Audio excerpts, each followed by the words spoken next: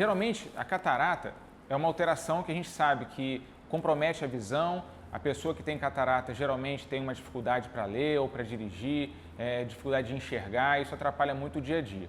Mas a gente sabe também que a cirurgia de catarata não é uma cirurgia de urgência. A pessoa pode se programar para fazer o tratamento, para corrigir, né, no tempo propício. Mas a gente deve lembrar que em algumas situações pode ser necessário que essa cirurgia seja feita o mais rápido possível.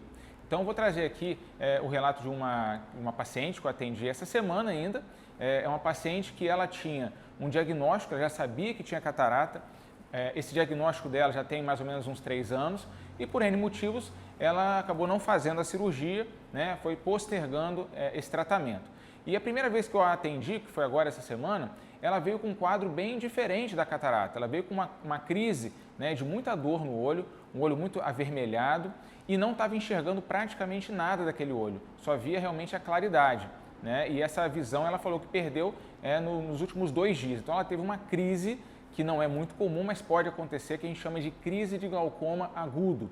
Tá? O glaucoma agudo é uma alteração que acontece quando a pressão ocular, que ela varia entre 12 e 18 milímetros de mercúrio, atinge valores muito altos num curto período de tempo. Então, essa paciente, por exemplo, estava com uma pressão de 60 milímetros de mercúrio, então muito alta.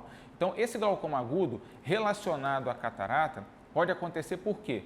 O cristalino, que é a lente que vai formar a catarata, com o passar da idade, ele vai perdendo a transparência, mas em alguns casos ele vai aumentando um pouco o volume dele. Se a gente entender que o olho é uma estrutura muito pequena, esse aumento de volume dentro do olho pode comprimir algumas estruturas e isso pode ocasionar um aumento súbito da pressão.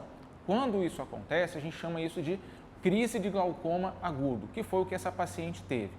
Em geral, a crise de glaucoma é uma emergência, ou seja, precisa ser tratado em horas, porque pode levar à cegueira se não for corrigido imediatamente. Essa paciente em questão teve uma crise moderada, apesar de uma pressão muito alta, ela chegou aí à emergência, ela chegou a ser atendida, mas não foi feito na ocasião o diagnóstico do glaucoma agudo, né? E ela fez medicações, aliviou um pouco, mas com muita dor, foi ao consultório. E no consultório nós fizemos as medidas adequadas e conseguimos realmente baixar a pressão e vimos que a causa desse glaucoma agudo foi realmente essa catarata que não foi operada até o momento.